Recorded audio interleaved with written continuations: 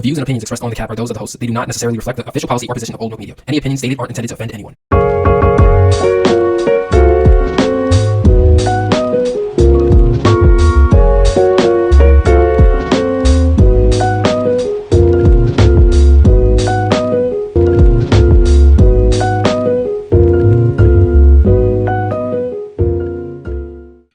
All right, episode 407. What a busy week we have. Busy, possibly 4 straight weeks in a row, possibly, because we had Gunna last week. We have Young Thug this week, possibly Lil Uzi this week, and possibly Drake this week. And if Drake drops this week, I would imagine that Lil Uzi pushes his album back next week.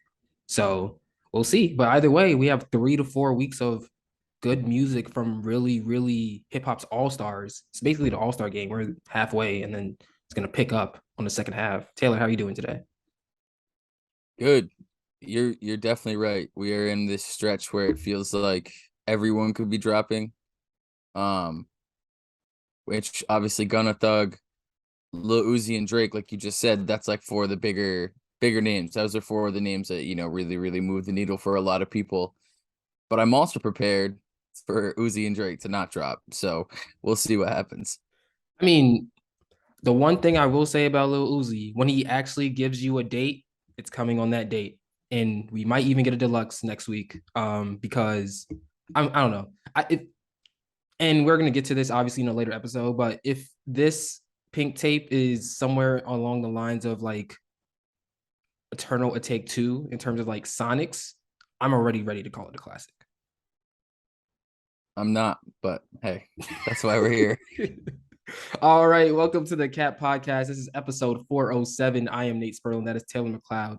Thank you for watching on YouTube, Spotify, Apple Podcasts, Amazon Music, Stitcher, and more. Do us a favor, hit the like button and subscribe to the channel. It's your weekly tour through hip hop. Follow us on Instagram, Twitter, and TikTok on Old Milk Media. Check out all the Old Milk content on oldmilk.co. This shirt, you could buy it on oldmilk.co. Really nice shirt. Obviously, you can't see everything because the mic is in the way. We're actually business is business right now, so the mic has to be here. But if business wasn't business, I'd move it and you could see. But anyway, regardless, I already asked you, Taylor, how you're doing today, and we are.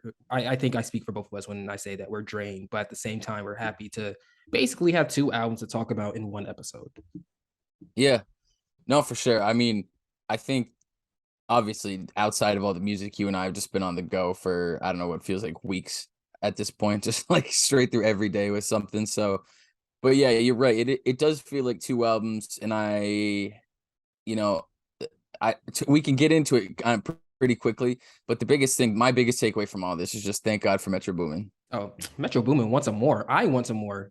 Like, What? thank God for Metro Boomin. The fact that I mean, we just had the Spider-Man soundtrack, but the fact that he cares the way he does, you can feel that legitimate care, that authentic care, that genuine care coming through with everything he touches. And like the fact that he took this album that felt like, a lot of throwaways, I guess, on Friday and kind of resequenced it. I don't know if he did anything like actually, musically to it, added to some stuff here and there.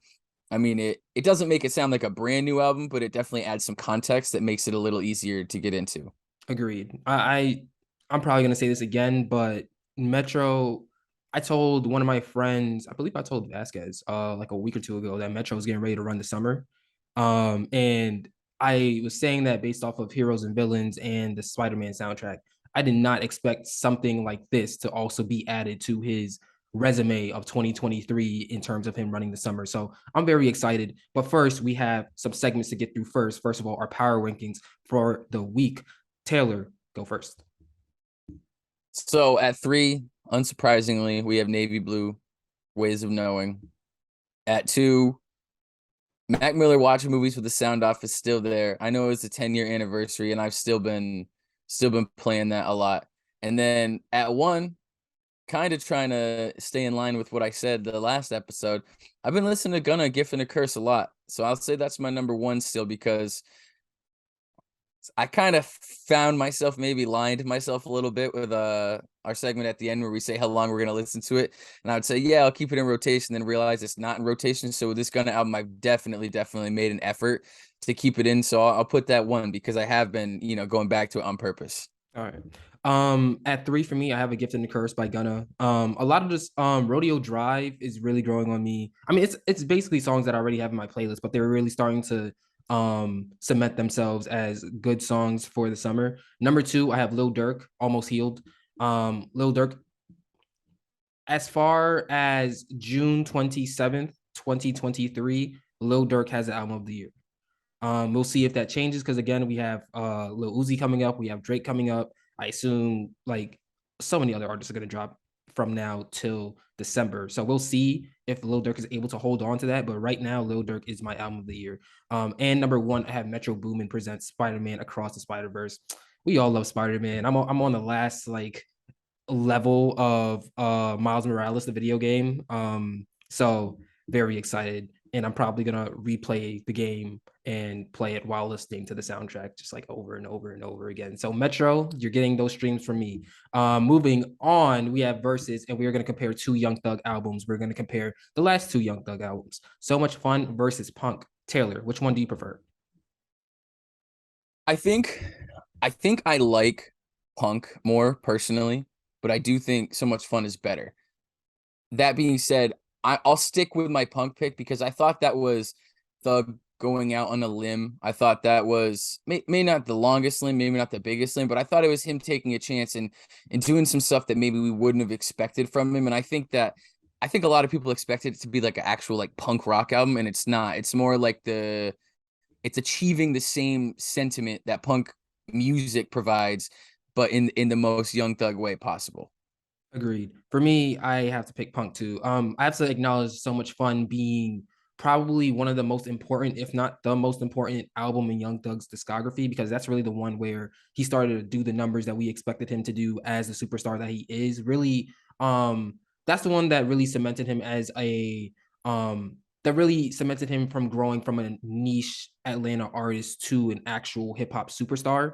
The legendariness of his career was never in doubt in the first place. But you know, there's between like Chief Keef and Future in terms of like popularity. But Punk is, I feel like I'm choosing Punk because, like Taylor said, it's so much more Young Thug. It's something that I don't think we can get from any other rapper. And So Much Fun is also Young Thug, but I feel like um it's way more easier. It's easier to imitate it from other rappers compared to Punk. Like Punk, nobody's giving you that but Young Thug, and that's why I have to choose Punk.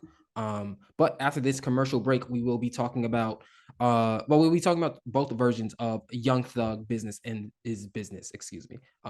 Yeah, so don't touch that dial or whatever you're using. Yo, this Young Lil album is the best of all time. I can't wait to talk to Taylor about it, man. This is gonna be the greatest thing ever. Yo, Yo, what's good, Taylor? How you doing? I hate this album. Do you have to clean your ears first? My What's wrong with you? girlfriend said everything I play in the car scares her. She said I lost all my taste, Clearly. and I need your help. Well, what am I supposed to do about it? You want me to order you Q-tips? No, I need hoodies. I need a beanie. I need t-shirts. I need you to help. All right, I'll see what I can do. I can send you this beanie, but everything else we're gonna have to see. Introducing the 2023 Old Milk Collection. This collection, comprised of hoodies, t-shirts, beanies, and stickers designed by Nate Sperlin, is guaranteed to show everyone your superior style and taste. Man, I hope Taylor doesn't scare the viewers with that bummy outfit. Oh, Yo. no bummy outfit today. Look at that. No, I'm much better. The album sounded better. Everything is better. All thanks to Old Milk. Rush over to oldmilk.co to shop the 2023 Old Milk Collection today. All right, welcome back. As I said, we are talking about Business is Business by Young Thug, episode 407 of the Cat Podcast. And there are 2 versions of it. The first version is 15 tracks, 47 minutes long, featuring Drake twice, featuring 21 Savage twice, Travis Scott twice, Future, Yak Gotti, Lil Uzi Vert, B Slime, Lil Gotti, and Nate Roos. And the Metro version, which just came out tonight. As a matter of fact, when I was listening back to the original version, Metro dropped a tweet saying that he's going to be adding 2 songs and changing the track list. So this is the original track list. And that one is 17 tracks long, 55 minutes long as well. And the added features are Nicki Minaj and Juice WRLD, both on track 7. Both both versions are executively produced by Metro Boomin. And join in the comments the conversation about business is business. That being said, Taylor, how do you feel about business is business? Well, I thought it was interesting. I mean, we got all the QR codes last week, I think it was. So we kind of knew that something was coming out. I figured it'd be maybe a single, maybe a little EP or something like that. I didn't expect a full album from that until it was announced that it was a full album. Um, the original version, my first few listens, it felt a lot like a lot of songs from a couple different eras had just been put together, and maybe a few features have been added here and there, a few interludes like, Drake on the phone with Young Thug, like stuff like that had been added, but it definitely felt like it's a project full of songs from a couple different years that have been put together and put out as a project. So it didn't feel cohesive, and you're obviously going to get that when the artist who made the album is not capable of actually, putting the time into making out because he's away. So at first, the first couple listens, I mean, it is what it is. Young Thug is an amazing artist. The features on this are amazing. So there are definitely redeeming points throughout the entire original version. But I texted you over the weekend. I was like, I'm definitely underwhelmed by this, but also my expectations weren't at the roof like they were for seemingly a lot of people, especially on Twitter, who were treating this like he was gonna have an an album full of responses to every Gunna song. It's like, no. How did you think that was gonna be the thing? So my expectations were kind of, just in the middle. I didn't know what to expect, and then I'd like to say I was underwhelmed, but it just was what it was. Now my opinion has changed. My opinion has definitely been swayed by Metro's version, and I'm sure yours has too, because of how I know you feel about Metro, but also just because of, you Metro. can, right, because you can feel his fingerprints even more than if he was just an executive producer, like it's his version of the album. So we'll get into it, but that version definitely is swayed me in one way. All right. Following your lead, Taylor, I guess I'll start off by talking about the original version first. This original version of Business is Business, it's a bunch of throwaways. Some of the tracks I don't even think are Young Thugs. Like Parade on Cleveland sounds like a Drake track that he's giving to Young Thug for Young Thug to rap on. There are a few others in there that don't really sound like Young Thug made it. Well, not made it. Don't sound like it was Young Thug's original idea. Additionally, I think that the polish that we expected, especially after So Much Fun and Punk, the polish that we expect from a Young Thug album wasn't there at all. And that kind of sets it back a few notches for me. I also think that Business is Business, the original version, had a chance to kind of divide the Young Thug fandom, because there were some fans that I saw saying this is like the greatest thing ever. And I could see why, because it does kind of feel like a return to pre mainstream, if you will, Young Thug. But other Young Thug fans are like, we grew out of that for a reason, and I'm more in that camp. So I think that this one could have been the most controversial album of Young Thug's discography in terms of where do we place it? Is it a classic? Is it good? Is it trash? Like what are we really getting from it? Now, that being said, the songs on there are really good. And I think overall, what I'm going to be talking about throughout the whole episode is how important track listing is, because that's really the difference between, besides two songs, that's really the difference between Metro's version and the original version. But that being said, the original version kind of makes me feel like it reminds me of Pop Smoke's second posthumous album, Faith, where it just kind of feels like it stems. It kind of feels like there's like no touch from Young Thug there. It's just his vocals on music being handled by someone else. Um, so I was ready to just take the songs that I enjoyed from it and just ignore the rest. And yeah, those are really my first thoughts on it. Oh, Yeah, it was also, just, I oh, apologize. The cover art is also really good. It's Young yeah. Thug with his back to or looking behind him, and there's like four defendants on each side. I assume that's like representing the co-defendants that he feels like switched up on him. I haven't looked hard enough into it to see if one of them resembles Gunna. There is like one bar on the album where Young Thug, you may think that Young Thug is responding to Gunna. I believe it's something along the lines of, it's on Jonesboro. Nigga told, and he was my homie, I can't miss him. and that kind of seems like a direct shot at Gunna because on A Gift and a Curse, Gunna is talking about that's my homie, I miss him. Like that's literally what Gunna said.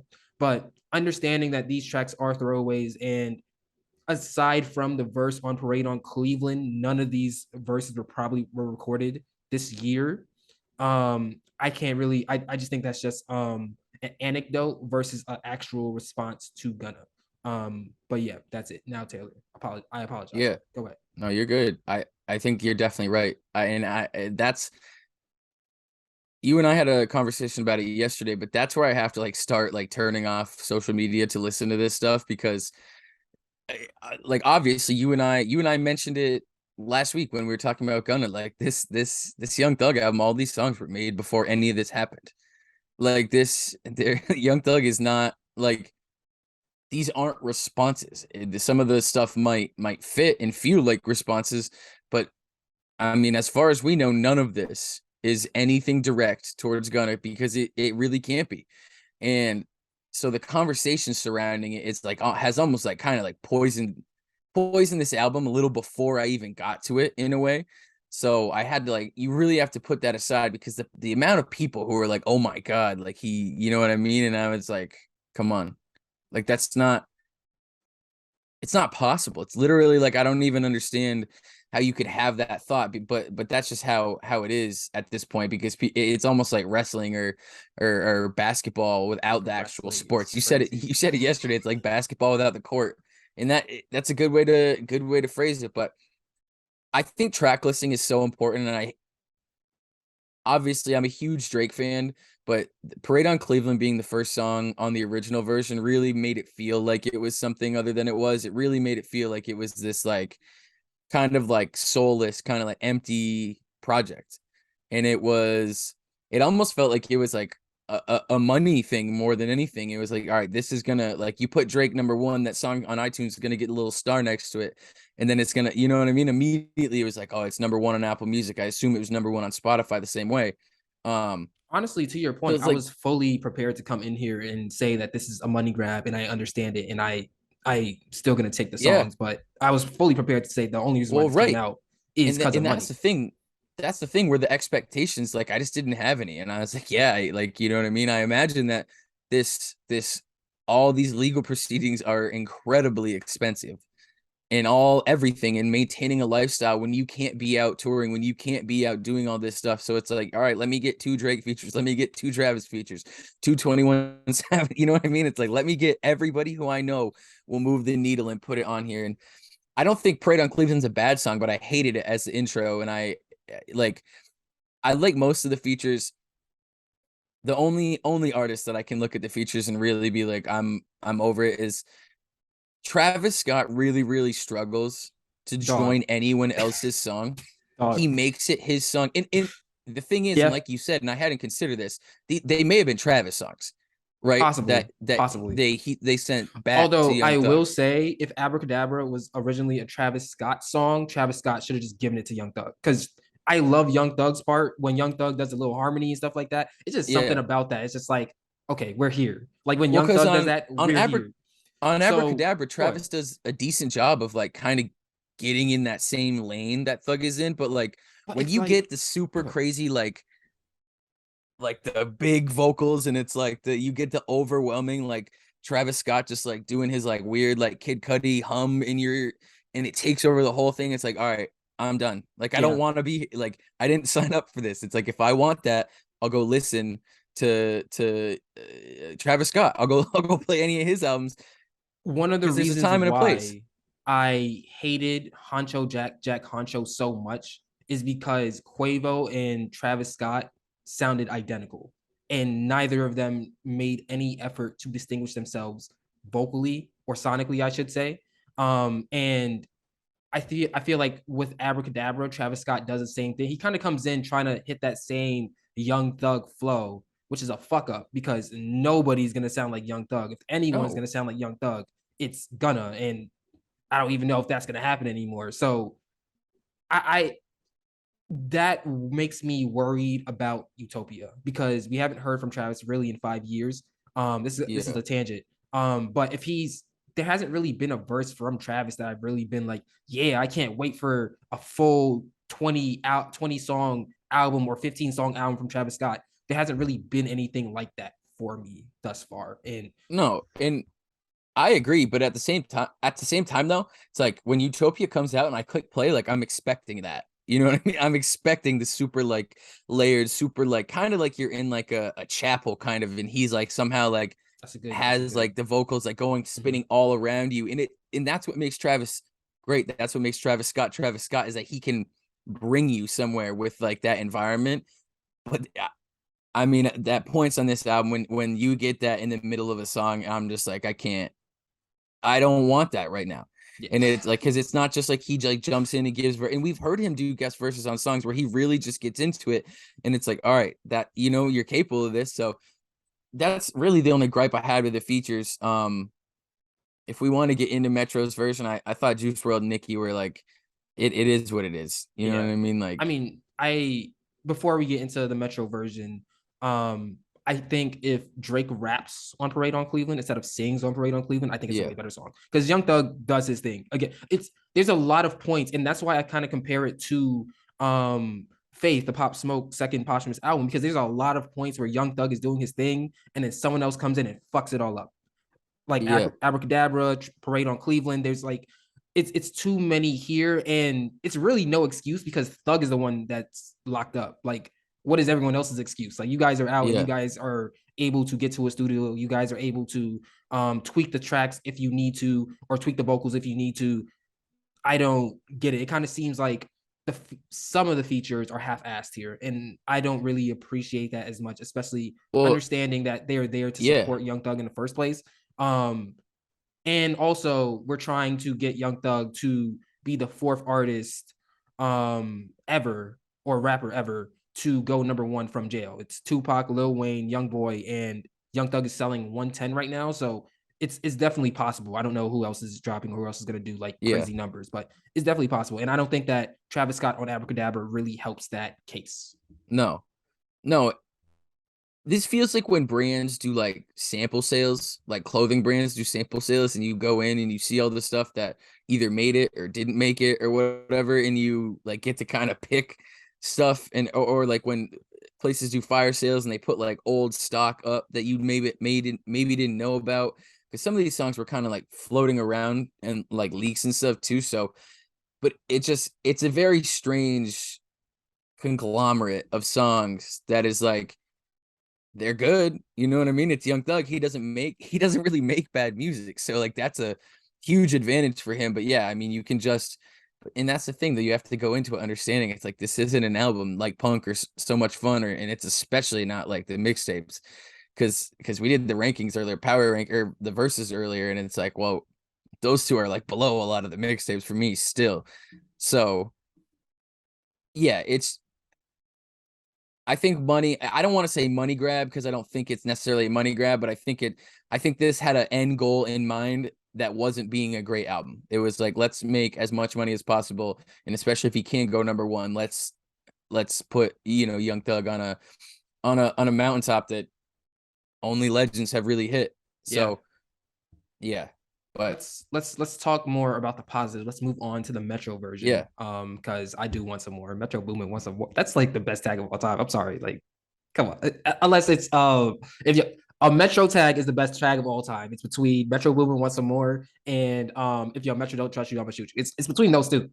yeah, I'm just saying. But regardless, I think that with this Metro's version, I think the flow's a lot better. Jonesboro being the first track makes a lot of sense. And then everything just flows so much better. I kind of like think about it like a baseball lineup from the standpoint of, yeah, you got Aaron Judge, but if Anthony Rizzo behind him can't hit, they're not pitching. Like Judge is not going to have the same impact. Like yeah, how impactful will Shohei Otani be if Mike Trout isn't protecting him and isn't allowing him to see pitches that he can actually hit, you know? And I kind of think about it that way. I think that in me thinking about it that way, I think that Jonesboro in through a lot of the tracks that I enjoyed were towards the end of the first version. And I like that Metro kind of saw that he can group them together um based on Sonics. I think it's not as cohesive as I like it to be. There's a bit more polish on it, but it's still not to the level that I'm expecting from a Young Thug album.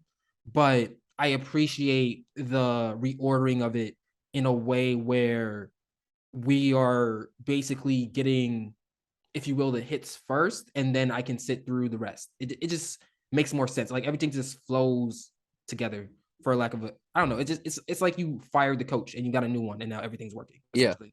Yeah, it's as simple as like a yeah, that's a great point. It's just a reshuffling of things, and it gives you a different perspective on it. And this is something like when I was really young and I was super into like having my iTunes library like, meticulously organized and stuff, I would like go through and reorganize the albums based on like how I like to listen to it.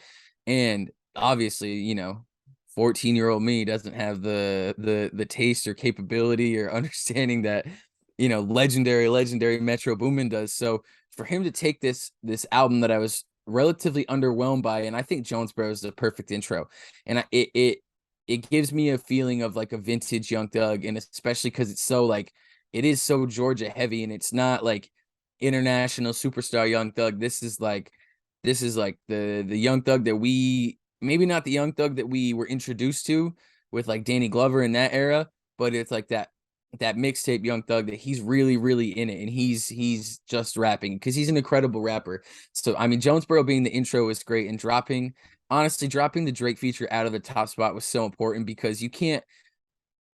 I understand wanting this like cinematic intro to this kind of album, but this album isn't a cinematic album because it's not put together. It's not a cohesive album. So it's like I think Metro did a better job of taking these songs that were from a couple different places and, like you said, sequencing them in a way that makes it feel more cohesive than it was, because before it wasn't cohesive at all. And like this ordering, and I think it's probably it's probably some like just like Metro Boomin bias, like coming into it being like, all right, I'll give this more of a chance because now I know that even though Metro EP'd the first one, it's like this is his version. This is what he thinks it should be. So I like almost trust that a little more than however else it was set up. But like even a song like Cars Bring Me Out with Future, like I didn't love that the first couple listens through, but then like I've played it the last two times, and it's also, I mean, it's Young Thug and Future, so you can't really go wrong there. But stuff like that, it's just little things that Metro does.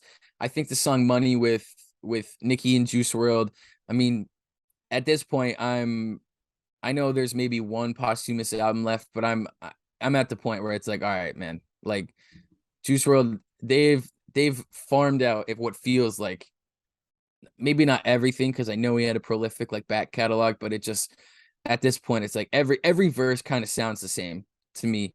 Yeah. And which is unfortunate because I like am a Juice World fan. I've listened to all this stuff. I was listening to it as it was coming out, but it's just like, and then she's so good at certain things. Like when the music pauses and she says like free thug, like she's great at stuff like that. And that means that she took the time to redo whatever she did. And not redo, but figure out how to place that in there The when it intentionality is was there. when it was brought to her to be like, hey, we're gonna make this album. Thug's in jail, but can you know what I mean? So little stuff like that. Those are just better touches, and it's like more of an acknowledgement of what's actually going on in it, because you can't really address the Gunna stuff if Young Thug's not out, but you can have the features, and like you said, you can have the features tweak their things to address the larger context of this situation, because it's never like he's like Lil Baby is going to show up on this album and be like you know what I mean, like say something crazy about Gunna, like that wasn't going to happen. Yeah. About that Juice World, Nicki, Young Thug song, I think that's a missed opportunity, honestly. I wish that the Juice World feature was longer. Um, just because before Juice World died, the rumors of the Young Thug Juice World album that we never got. Like I'm sure somewhere there has to be some finished songs with Juice World and Young Thug. Like this is good enough to put out. And I think that this album would have benefited more from that type of track. I do like the Nicki verse. I just wish that it was somewhere else because of the potential moment that we could have had Yeah. trying to sample what a Young Thug Juice World collab album would have sounded like. I also think that on Metro's version, perhaps the mixing might be a little better. I'm not sure. I haven't listened back to the original version since I've listened to the Metro's version to really be able to say, but Yeah. it just sounded cleaner. It sounded more crisp than the original version. And honestly, That's based what off I that, meant with the Metro Boomin bias. yeah, like Because I was like, I don't know if he really did anything or not, or if anyone did anything, but I was like, I think Cars Bring Me Out. I think the Young Thug's voice sounds yeah, better. this sounds good. You're right. Nah, I mean, I'm definitely reordering the way that I have these songs in my playlist to reflect Metro's version for sure, because it's the far superior version in my opinion. And for me, I feel like the original business is a toy that I don't want to play with anymore because the new toy is just so much better. Yeah, it's like when they started putting batteries in Nerf guns. See, wait, they It put was batteries like, in Nerf okay, guns? I'm Oh shit! What the? When yeah, did this you've never happen? seen like the legitimate like turret Nerf guns? Like, What the? I didn't know there oh was a yeah, battery. That's crazy. yeah, of course, yeah. Oh There's my ones that are god. like fully like, I guess you could call it fully automatic. I don't know if that applies to I Nerf guns, but I it's want like, one. yeah. So then you're dealing with your little, 6-shooter Nerf gun coming around the corner. My little brothers are both at the top of the stairs with two turret guns, just letting it fly. Like, that's what it feels like. But I, I'm glad you brought up the mix because really, Cars Bring Me Out sounded like they hadn't done anything to Young Thug's vocal on that original version, and then in this one, Young Thug's voice doesn't need a ton of. He's so good. Like he can make songs feel certain ways just by how he goes through it, right? Like but it was very strange in the original version on specifically Cars Bring Me Out to just hear his like normal voice, like Yeah. his interview voice rapping. And I was like, this isn't anything that I'm used to. There's been moments like that, but overwhelmingly, like he has a very distinct sound and a very distinct mix that goes with all this in engineering. But yeah, I think the Metro version is much better, and just the resequencing makes it feel a little bit more cohesive, a little bit more enticing, I guess, to keep going back to and not just chalk it up to, all right, they had to put, a ton of this stuff together so it could achieve these couple things and keep Young Thug relevant. Yeah. Yeah, so I Favorite like tracks? I still won't say it's like, the a classic or anything like that, but it definitely Oh, feels better definitely not a classic. than the original version did. I'm prepared to not even acknowledge the original version, to be honest with you. But that being said, Yeah. favorite tracks. All right, so my favorite track is Hoodie with B Slime and Lil Got It. I That's one like that grew on me Jonesboro. for sure. Like on the Yeah, Metro version, that's the one that grew on me, and I added it to my playlist. It's a good absolutely. choice. Yeah. So Hoodie, Jonesboro is my number two. Oh, you went with Drake. I had to get one of the Drake songs in there. Cars Bring Me Out with Future, and then I know Gucci Grocery Bag had leaked a while ago, but that's my fifth one. So yeah, it's Hoodie, Jonesboro, Oh You Went, Cars Bring Me Out, and Gucci Grocery Bag. On my end, I have Mad Dog. I like more of the traditional trappy Young Thug vibes here. Mad Dog, Oh You Went.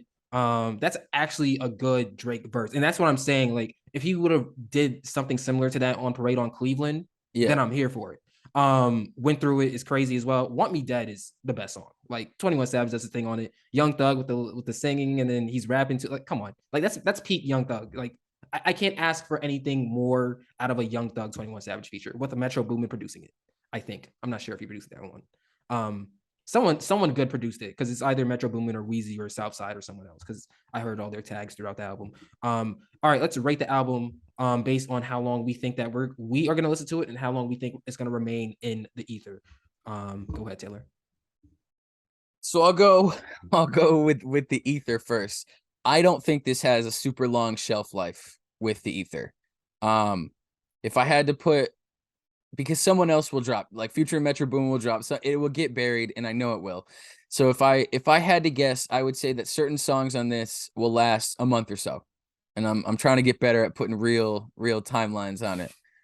So I'll say a month or so. For me, because we have no idea if or when there will be more Young Thug music. We don't there's no guarantee that we're ever going to get like a fully cohesive, fully put together Young Thug album ever again.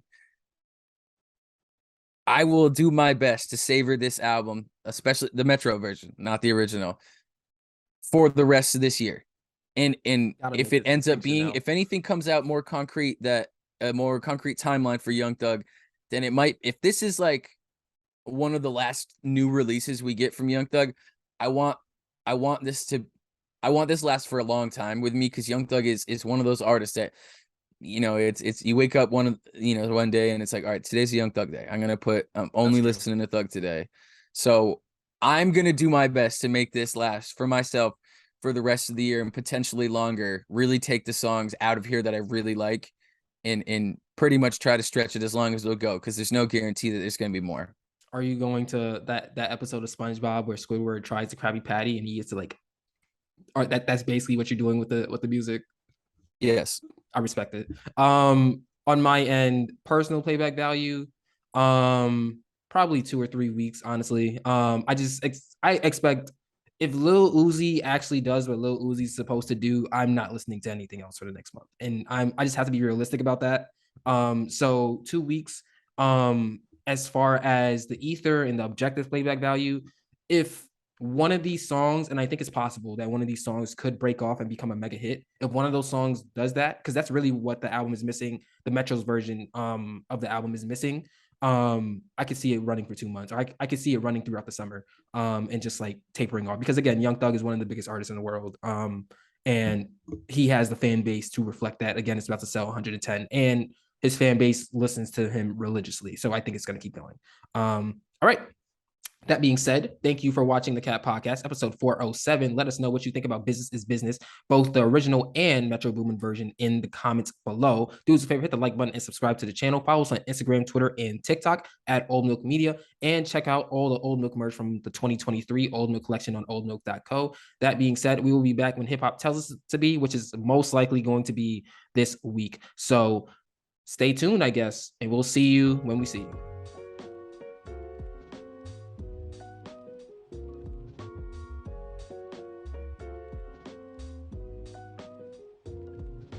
Old Milk.